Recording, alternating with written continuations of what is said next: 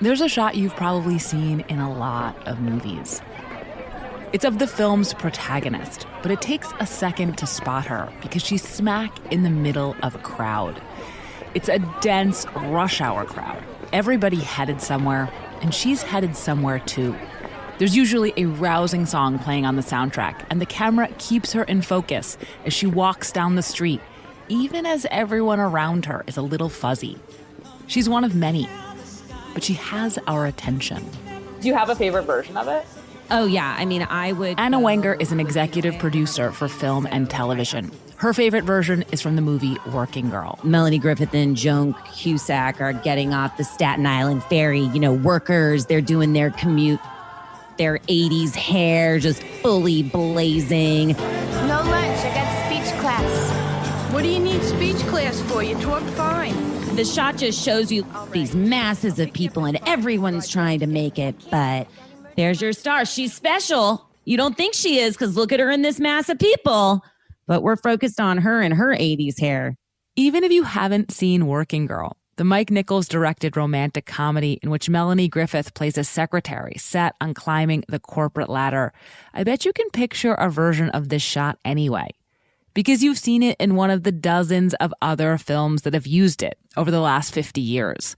Like Crocodile Dundee, where the main character, an Aussie from the outback in his reptile skin vest and hat, arrives in 1980s Manhattan. That's incredible. Imagine 7 million people all wanting to live together. Yeah, New York must be the friendliest place on earth. When he goes for a walk, he finds himself in this shot on a jam-packed midtown street moving against pedestrian traffic, a fish out of water. Or maybe you know it from Baby Boom, in which Diane Keaton plays a high-powered businesswoman who inherits an infant. The movie opens with various versions of the shot, streets flooded with female professionals. 53% of the American workforce is female. 3 generations of women that turned 1,000 years of tradition on its ear. Or maybe you know it, though probably you don't, from the version in Stayin' Alive, the sequel to Saturday Night Fever.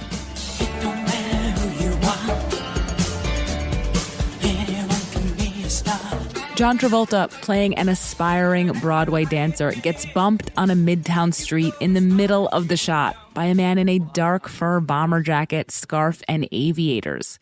It's the movie's director, Sylvester Stallone, making a cameo. The shot's also in Ghostbusters, Wall Street, Heartburn, Elf, Bridget Jones's Diary, The Devil Wears Prada, and The Wolf of Wall Street, among many, many others. It's iconic. People in general who have ever watched a movie, they absolutely know that shot.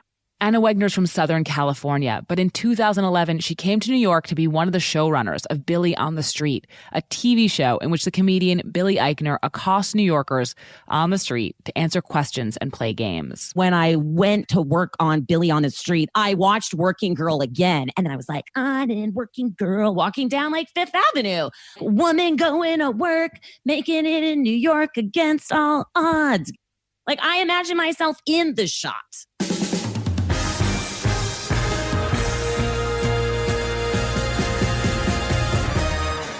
This is Decodering, a show about cracking cultural mysteries. I'm Willa Paskin. So I was doing some early reporting and an idea having to do with 1980s movies. And I found myself describing the shot over and over again. You know, really busy midtown street, protagonist smack in the middle of it all, everyone going somewhere. And whenever I did, the person I was talking to always knew exactly what I was talking about, just from a few words. On the one hand, of course they did. This is a very recognizable image, almost a visual cliche. But on the other, this is a short transitional moment that often comes in the middle of a montage and that takes up 30 seconds max, and sometimes just 2 or 3. It's just someone walking down a crowded street. Why is it so memorable? Why is this little image so sticky? But the thing I have learned is that this is not really a little image. It may be brief, but what it means and how it's used have changed over the years, in lockstep with much bigger changes to how we think about work and who performs it, and cities and who lives in them. I'm going to go backwards in time to trace this shot to its origins and then go forward to track how this image turned into immediately recognizable visual shorthand for going to work and making it in the city against all odds. So today, on Decodering, what is it about this shot?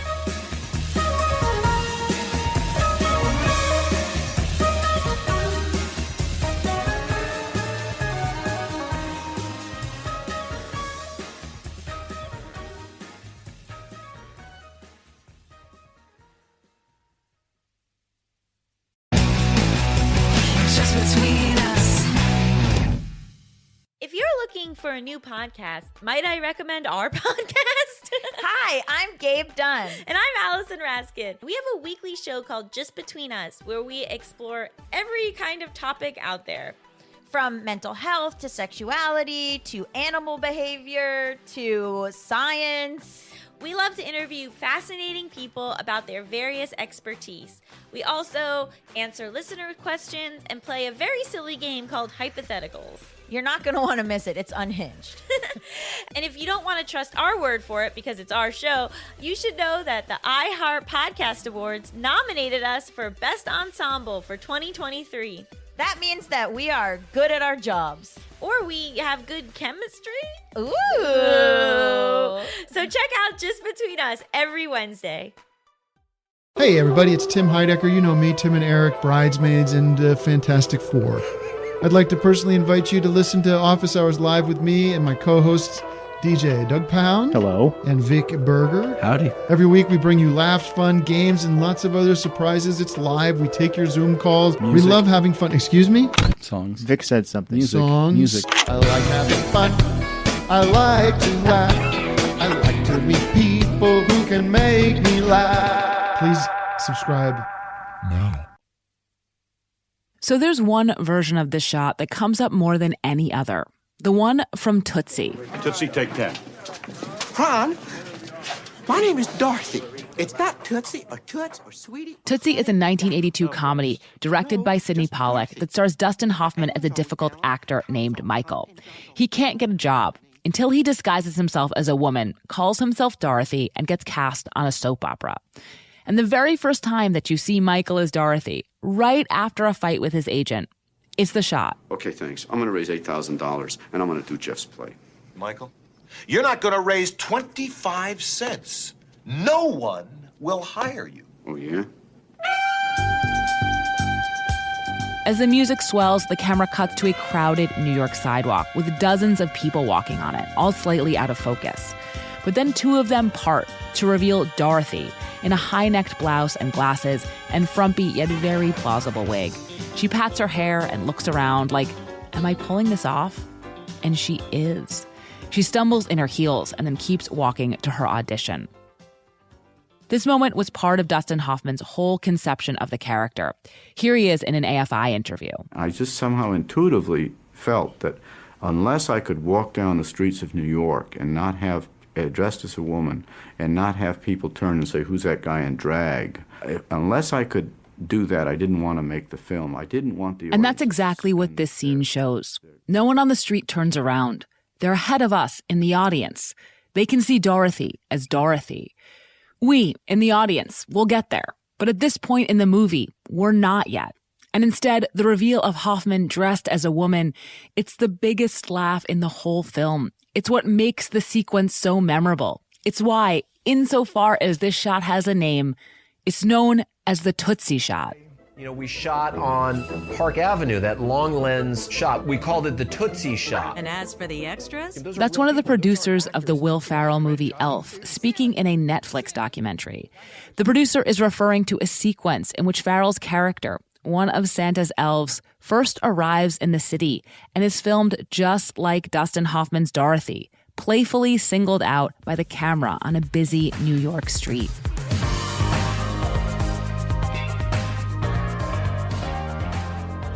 When someone says they're doing the Tootsie Shot, they mean three things.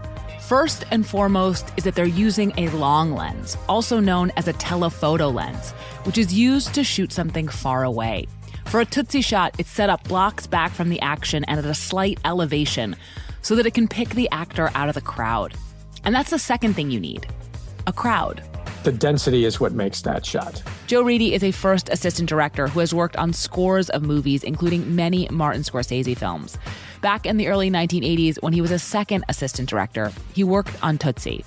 He explained to me how they did the original Tootsie Shot. Well, we did it twice. The first time, they had Hoffman walk down a busy street in Midtown, surrounded by regular pedestrians who had no idea they were being filmed. It worked. The camera was so far away, no one noticed it, and Hoffman was unrecognizable in drag. But the pedestrians kept blocking the camera, so they tried again with a few hired extras around Hoffman this time. The extras looked like the people on the street, so you didn't notice the difference, really. But because of the number of people there are plenty of people in the deep background who are real civilians, so to speak. In the rare film where everyone on screen needs to be in, say, period costume, everyone in the shot will be an extra. But that's expensive. So much more common are the two methods they used in Tootsie. No extras or a handful of extras surrounded by regular people. And that means the shot gives you something that's pretty unusual in films. Real people and actors. Real life and fiction. The city and the movie's version of the city in one frame. So that's what you need to do the shot technically and logistically. A telephoto lens and a crowd. It's pretty straightforward. But there's a third thing you need too. Levity.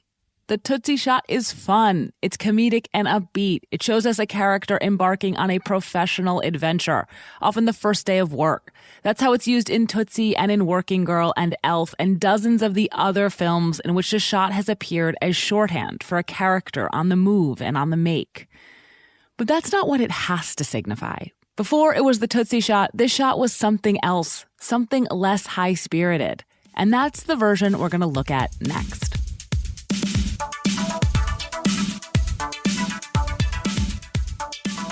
So the other most famous version of the shot is from the X-rated Best Picture winner, Midnight Cowboy. I'm Joe Buck from Texas. Enrico Rizzo from the Bronx. And I'm gonna buy you a drink. What the hell do you think of that? Directed by John Schlesinger, it stars Jon Voight as Joe Buck, who comes to New York City with dreams of becoming a sex worker and can't even make these sordid fantasies come true. Joe falls in with Ratso Rizzo, an impoverished small-time crook in bad health, played by Dustin Hoffman. A lot of the movie is set on the streets of New York. In an extremely famous scene, Ratso and Joe are crossing a street when a cab driver almost runs into them. Ratso lets him have it. Hey, I'm walking here. I'm walking here. Up yours, you son of a bitch. You don't talk me that way. Get out of here. This walk and talk before the conflict with the cab, it's a sparsely populated version of the shot. But I want to look at a more visually arresting version, earlier in the film. Joe has just arrived in New York by bus. It's his first day ever in the city, and there's a montage of him wandering down Fifth Avenue, taking it all in. Everybody's talking at me. I don't hear a word they're saying. In this montage, for a few seconds, is the shot. Joe in the middle of a crowd so thick with people you cannot see a speck of sidewalk. But you can see him because his cowboy hatted head is sticking out above the crowd like a sore thumb. It seemed like throwing him into the crowd of people, New Yorkers, real life people, was the way to go. Adam Hollander was a cinematographer on Midnight Cowboy. He's originally from Poland, and when he first arrived in New York in the 1960s, via a bus from Montreal, he took the same route in from New Jersey that Joe Buck does early in Midnight Cowboy. Allowed John just to do what a visitor in New York would do, is to walk, look left, look right, look at the store windows and discover the city. And it worked and gave film the look that it has. In this version of the shot, Joe's not bounding to a job interview or an audition. He's walking around, taking it in, seeing what there is to see. And the city he's looking at, it's indifferent to him. He's not going to triumph over it. The moment when the camera singles him out from the teeming urban mass does not foreshadow his professional or romantic success. It indicates his inability to fit in, to find his place. He doesn't know it yet, but he's adrift in a sea of people. This version of the shot has a ton of jammed up energy and vitality. The camera is curious and roving, but it's not light or comedic. Neither are the versions in other 70s movies, like Jane Fonda's Klute or the original Shaft, which has a long opening montage in which Richard Roundtree walks through a sleazy midtown. In these movies, the camera is trained, not totally unlike a rifle sight, on someone transgressive, a hustler, a call girl, a vigilante. So what happened? How did this go from a visual trope about a rule breaker in an overwhelming, alienating, too vivid city to one about a peppy go-getter in a bustling hub of ambition and activity? How did the Midnight Cowboy shot become the Tootsie Shot? To start to answer that, I need to go back further still to another version of the shot, one that's neither gritty nor bouncy, nor from the movies at all. If you're concerned that your water might contain harmful bacteria, forever chemicals, microplastics, or other contaminants, there's a very elegant solution. LifeStraw Home is the kitchen upgrade you'll wish you'd made years ago. It's a really good-looking pitcher that makes your water taste good while filtering out the stuff you don't want to be drinking. They even have a hand-blown glass version. It's the only pitcher that removes microplastics, bacteria, and more than 30 other common contaminants.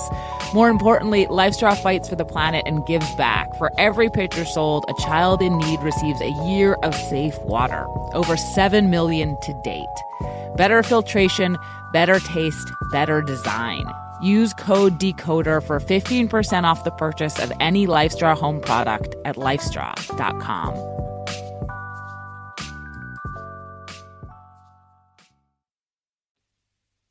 So where does the Tootsie Shot come from? I'm not saying this is the definitive source, but one obvious source is in the work not of a filmmaker, but of a very well-known New York photographer, still photographer, called Andreas Feininger.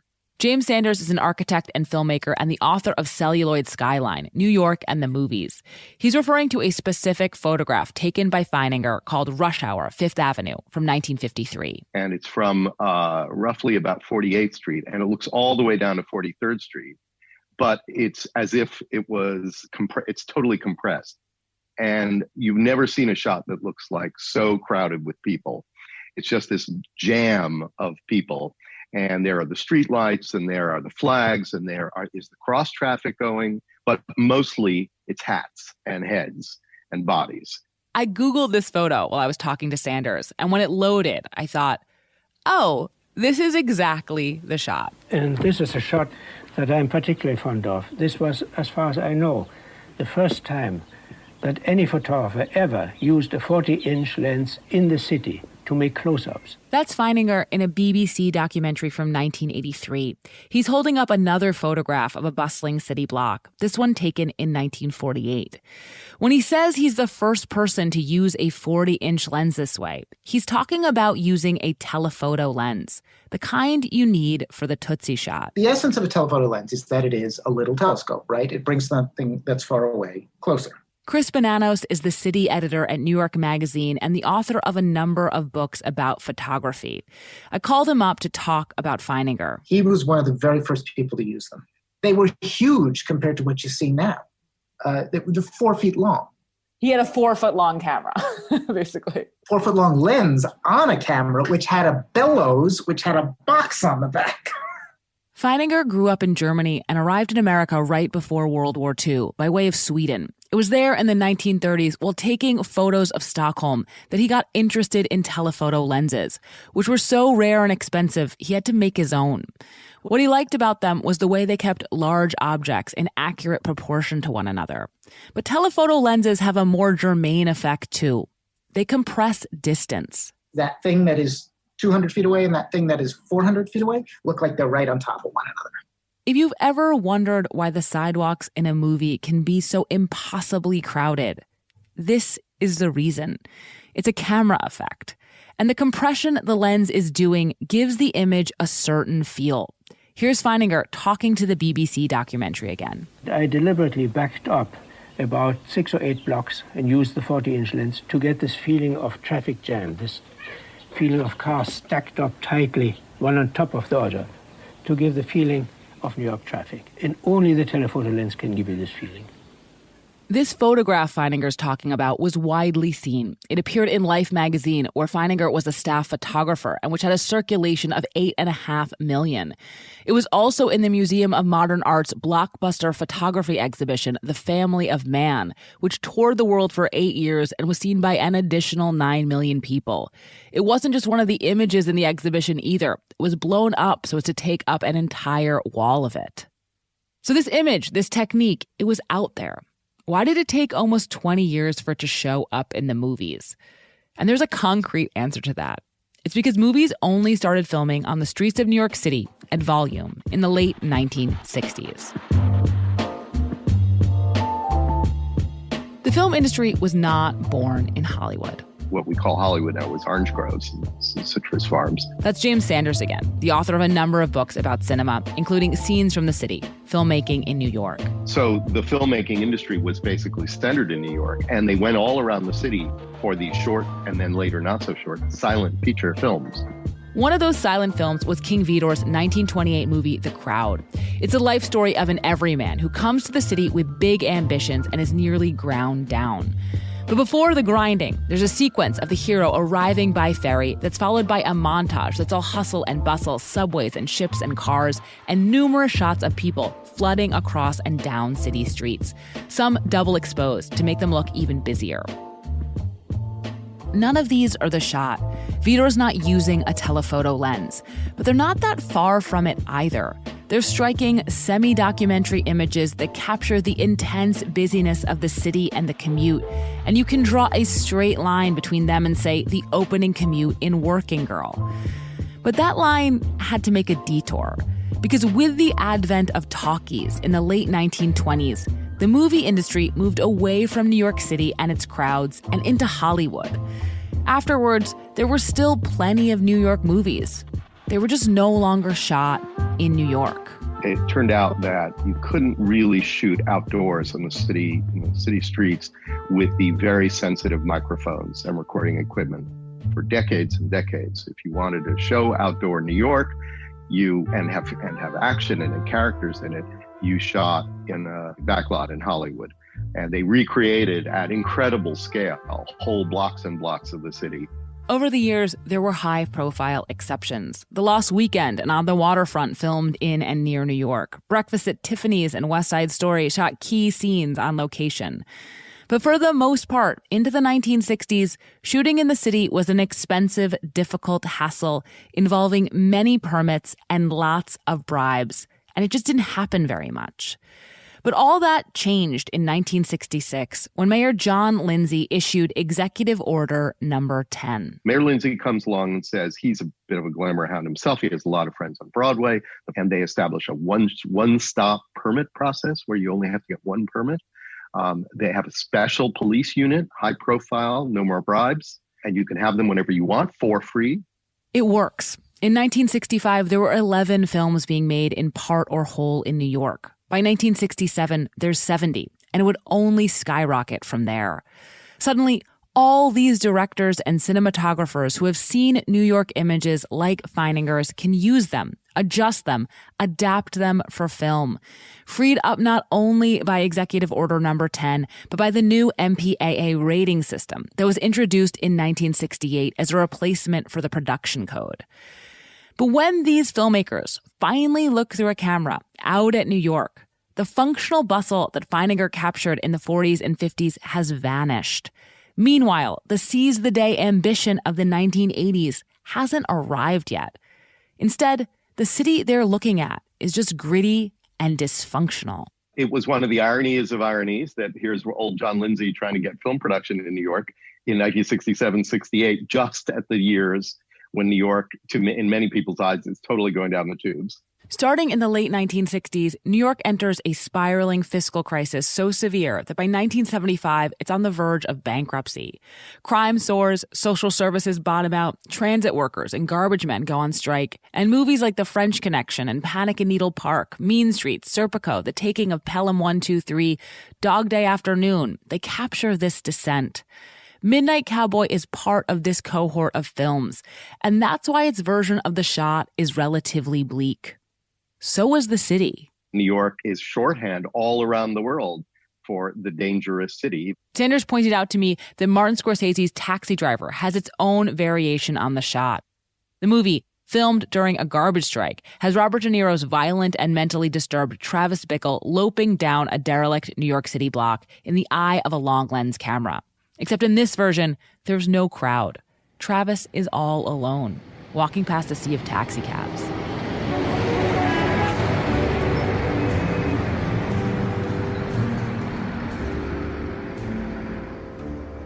But things would soon change for New York and the shot. The 80s were coming. It's time to reboot your credit card with Apple Card. You work hard for your money, so you should be able to spend it on the things you actually want. With Apple Card, you can kiss fees goodbye. There aren't and never will be any annual foreign transaction late or over the limit fees, not even hidden ones. Apply now in the Wallet app on iPhone and start using it right away. Subject to credit approval. Late or missed payments will result in additional interest accumulating toward your balance. Variable APRs for Apple Card range from 15.49% to 26.49% based on credit worthiness. Rates as of March 1st, 2023. Just between us. If you're looking for a new podcast, might I recommend our podcast? Hi, I'm Gabe Dunn. And I'm Allison Raskin. We have a weekly show called Just Between Us, where we explore every kind of topic out there. From mental health to sexuality to animal behavior to science. We love to interview fascinating people about their various expertise. We also answer listener questions and play a very silly game called Hypotheticals. You're not going to want to miss it. It's unhinged. And if you don't want to trust our word for it because it's our show, you should know that the iHeart Podcast Awards nominated us for Best Ensemble for 2023. That means that we are good at our jobs. Or we have good chemistry. Ooh. So check out Just Between Us every Wednesday. In the 1980s, New York was still going through hard times. Crime was high. Social stratification was becoming obscene. The streets were filthy, and the crack epidemic and the AIDS crisis were just beginning. But in certain places, for certain people, there was money in the air. The Reagan era comes in. There's a lot of new money in New York. Things are popping up. New buildings are being built. There's a kind of new spirit. The city is out of bankruptcy. And you start to get a new kind of film about New York.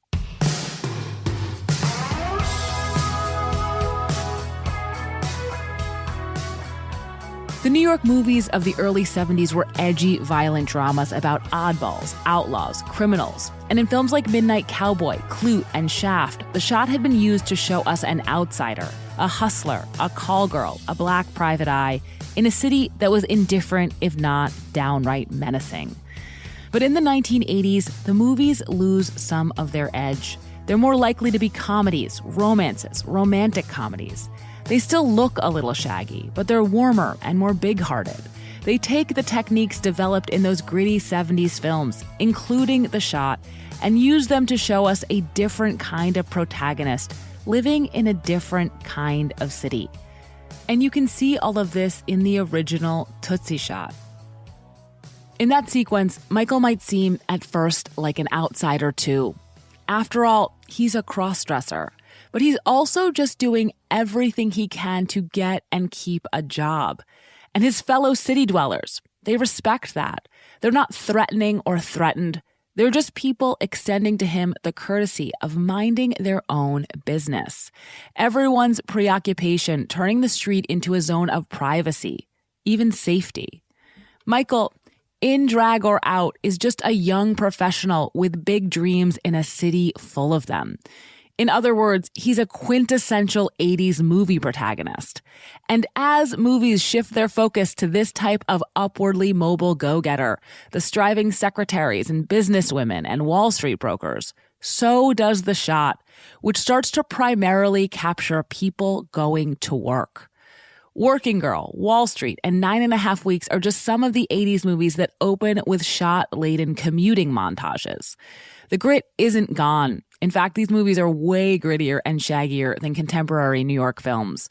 But the grime and danger of the city are less central than the glamour and power you might accrue there, especially if you're a woman with professional ambitions, a figure who is increasingly central to the shot at the dawn of the 1980s. There's an important precedent here.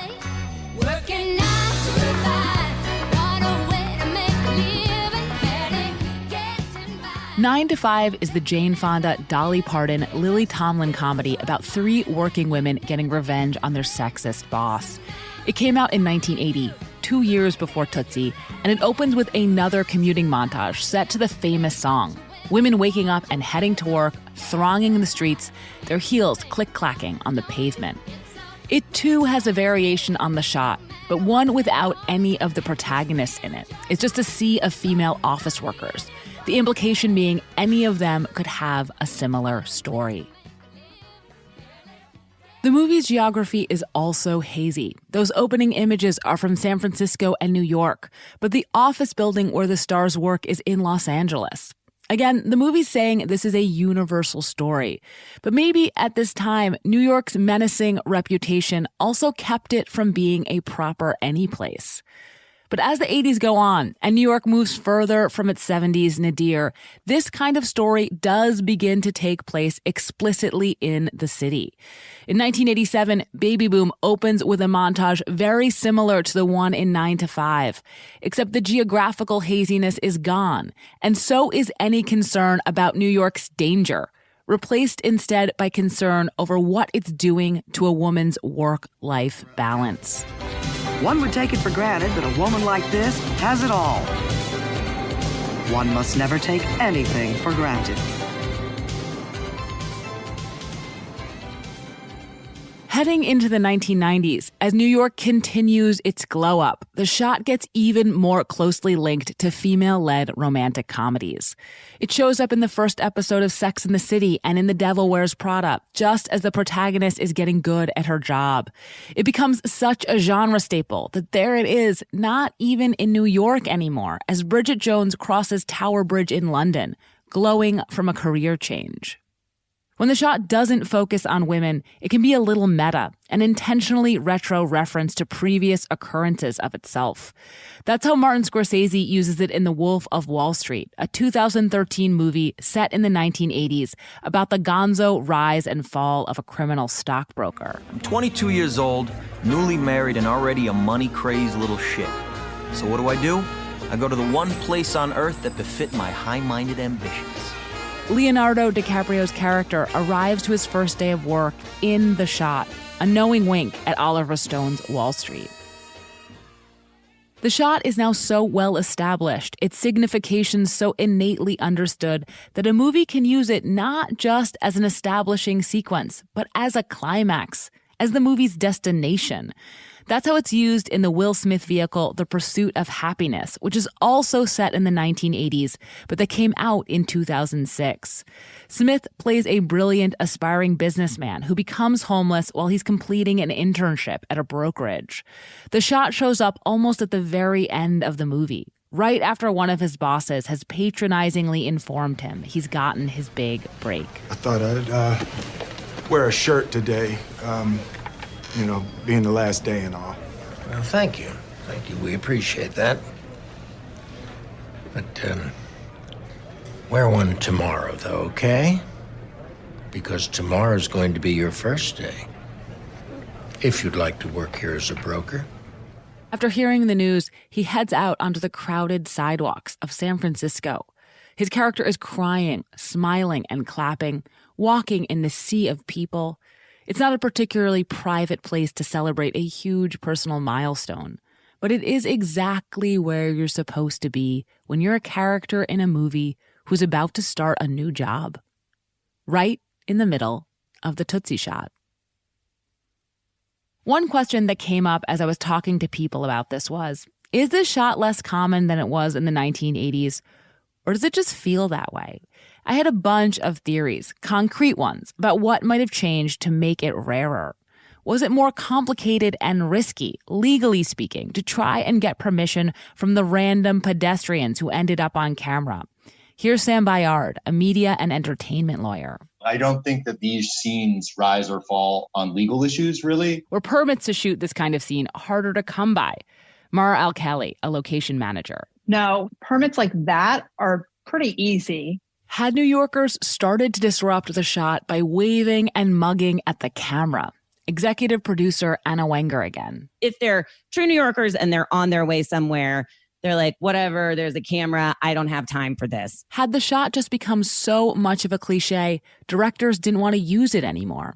Assistant director Joe Reedy again. No, the only thing that I get tired of is when someone thinks it's a brilliant idea to have a lonely office building with somebody cleaning the floor. So yeah, not all my theories held water, but I have some others. The shot was popularized in an era, the 1980s, when mid-budget movies for adults were still a commonplace. This kind of film, which was made for a significant but not crazy amount of money and made a significant but not crazy amount of money, has famously gotten squeezed out in an industry fixated on blockbusters and superheroes. But those are the kind of movies that are likely to be about normal people with career ambitions. They're the movies where starting a new job might constitute a major story beat. But even in contemporary movies where new jobs are important, professional ambition probably doesn't look like office workers flooding through the streets of Manhattan anymore. Nowadays, when movies want to show us that a character is a striver, we don't see them hustling to the office in the morning. We see them bent over a computer screen, late into the night. Even so, the shot still pops up a lot, but the newer iterations are often less memorable than the older ones. And that might have something to do with New York itself, which is cleaner and blander than it used to be. Safer, too. More chain pharmacies and bank branches. More people looking at their phones. Don't get me wrong, I am always glad to see the shot and its bustle. I'm always interested in what it's trying to say about who is worth picking out of a crowd. But it has become a convention, if not a cliche, and the instances do bleed together in a kind of mental montage.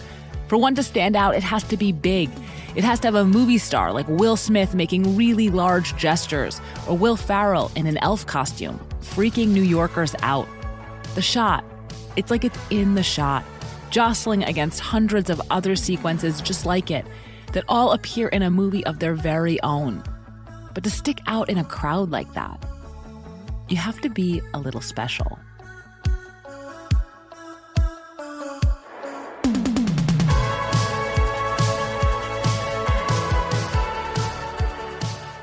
This is Decodering. I'm Willa Paskin. You can find me on Twitter at Willa Paskin. And if you have any cultural mysteries you want us to decode, you can email us at decodering@slate.com. If you haven't yet, subscribe and rate our feed in Apple Podcasts or wherever you get your podcasts. And even better, tell your friends. This podcast was written by Willa Paskin. It was edited by Benjamin Frisch and Gabriel Roth. Decodering is produced by Willa Paskin and Benjamin Frisch. Cleo Levin is our research assistant. Thanks to June Thomas, Jared Holt, Jason Bailey, Sam Levy, Glenn Kenny, Carlo Mirabella Davis, Mara Al-Khali, J.D. Amato, David Sims, Bill Parker, Doug Brody, Sam Bayard, Sean Fennessy, Jody Rosen, all the people who sent me examples of the shot on Twitter, and everyone else who gave us help and feedback along the way. If you are already a Slate Plus member, thank you. You can listen to the entire season of Decodering right now. If you are not a Slate Plus member, we would love your support. Please sign up for Slate Plus at slate.com/Decoder Plus. It means a lot, and it will give you access to this whole season of Decodering. For everyone else, we'll see you next week.